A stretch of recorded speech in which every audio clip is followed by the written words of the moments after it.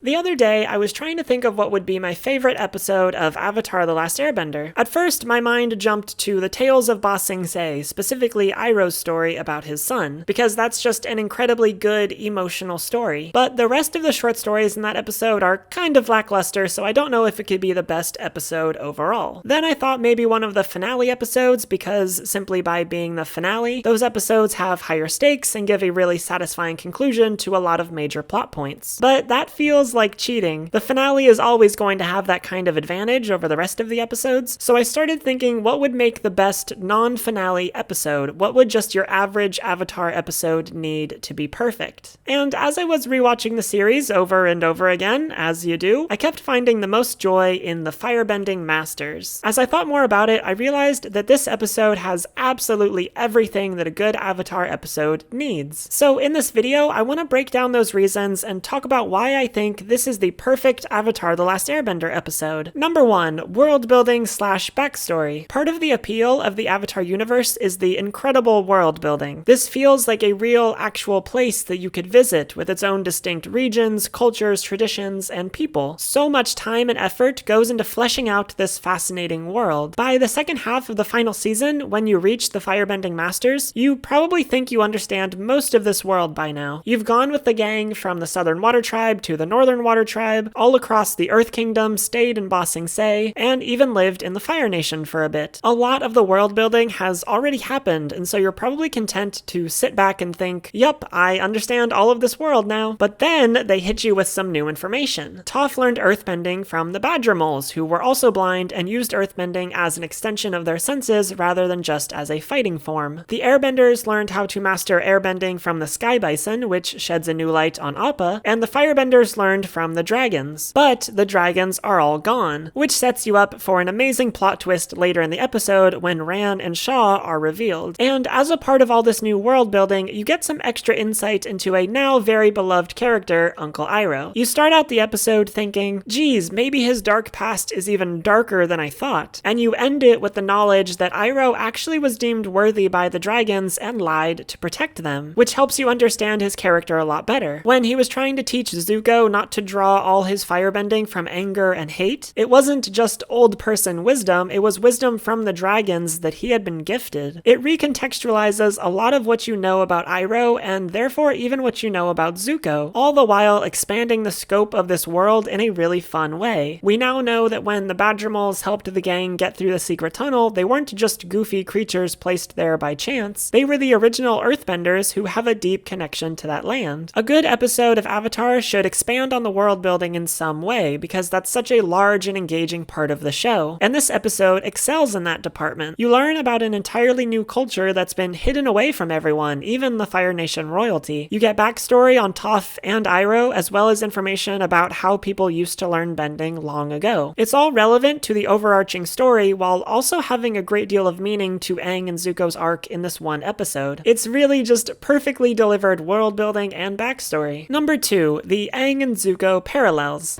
I'm not running. I'm tired of running.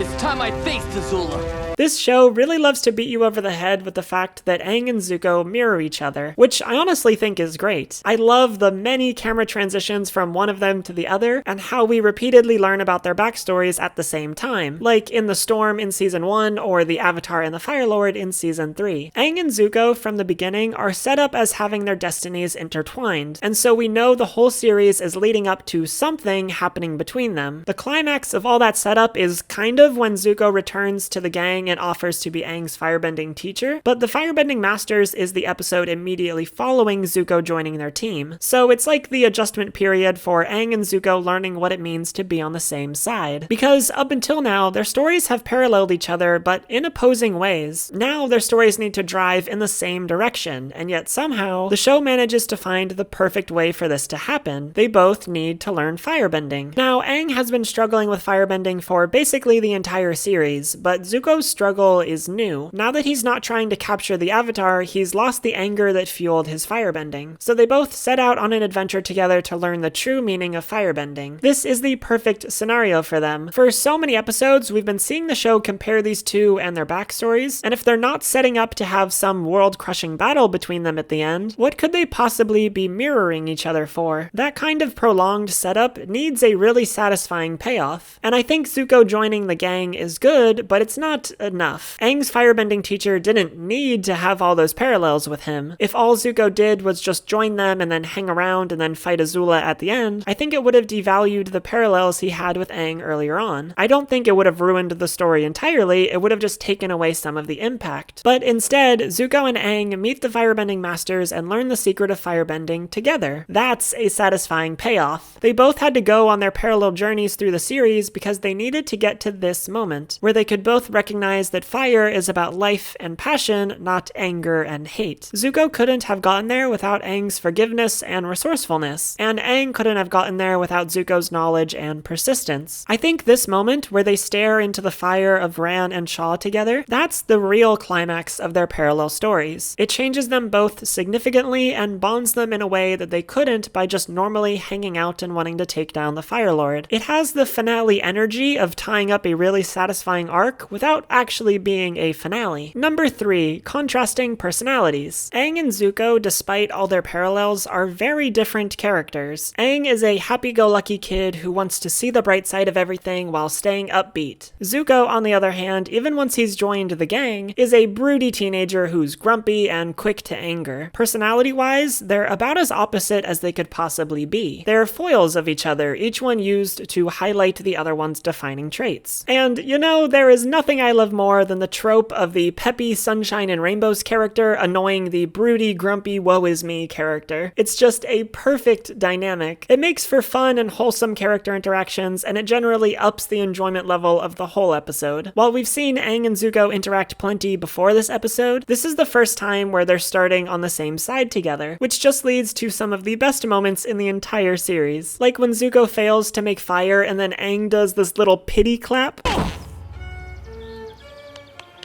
And when Aang is trying to make Zuko feel better by being like, that one felt hot, and Zuko is like, don't patronize me! And then they start flying on Appa, and Zuko makes this observation about Appa being slow, and Aang's like, in our group, typically we start out our missions with a more upbeat attitude. Nothing is better than that. Zuko's literally like, dang, I thought this thing was faster because it was so hard to capture you. And Aang only sees it as an insult to Appa and is like, come on Zuko, don't be mean to Appa, he's flying as fast as he can. And it only gets better once they get to the Sun Warrior Temple and Aang has to convince Zuko to dance, even though he really doesn't want to. And then they get trapped in the sludge and Zuko's like, what do? I don't know, I guess think about our place in the world? That's what Iroh would want. We also get maybe my favorite moment in the whole series when Aang is like, you're not as bad as everyone says, and Zuko just has this big goofy smile that's incredibly rare for him. And eventually the show manages to squeeze a compliment out of Zuko when he's like, come on Aang, you're strong, you can keep a stronger fire than that. That was such a sweet moment, largely because of how it contrasts with their personalities. You know Zuko isn't one to just throw out compliments all over the place, and you also know Aang really needed that little boost. But then this exchange, when they're facing the dragons after Zuko said they could fight the Masters if they had to, is top tier content. Still think we can take them? Shh. I never said that. Because now we're getting Aang teasing Zuko and forcing Zuko into this like awkward situation where he doesn't get to be the tough broody guy. It's just perfect. And it all ends with Zuko at the end having to justify to everyone why his dragon dance is more than just a dance, which is embarrassing for him, but helps solidify him even further as a member of Team Avatar. It's just such a fun episode because of all these little moments between Aang and Zuko, which helps it stay lighthearted and joyful even when it's about all this world building and learning the true meaning of firebending and all of that. And it's also about something else, which brings me to number 4, it drives the main plot. There are a lot of really great, fun episodes of Avatar that expand on the world building or tell us more about a character, but only a few non-finale episodes can drive the plot forward as much as the Firebending Masters. Aang is supposed to master firebending in order to face the Fire Lord, even though, to be honest, it doesn't come in that handy when he actually faces the Fire Lord, but it is a very central part of his drive to prepare for the final battle. So this episode obviously drives him closer to that goal. And for Zuko, allowing him to learn the true meaning of firebending and getting his firebending back means that he's now one step closer to being able to face his destiny in the finale, which is facing Azula. Not to mention that he needs his skilled firebending to get through the next couple episodes with Sokka on the Boiling Rock. So on top of expertly handling the world building, backstory, parallel stories, and contrasting characters, the Firebending Masters episode also manages to help drive the main plot forward in a significant way. Aang's firebending teacher now knows a secret about firebending that maybe only one other living firebender, Iroh, knows. And that's why I think the Firebending Masters is the best overall non-finale episode of Avatar. It does everything that a good Avatar episode should do, from the character interactions to the world building to driving the main plot, and it does them all in exceptional ways. What do you think is the best episode of Avatar? Let me know in the comments, and if you enjoyed this video, be sure to subscribe and give it a thumbs up. And if you want to support this channel and help me keep making videos like these, I would really appreciate your support over on Patreon. This video is brought to you by all of my amazing supporters over on Patreon, and this wouldn't be possible without the support of people like you. So please check out my Patreon and consider supporting this channel. Thanks so much for watching, and I'll see you next time.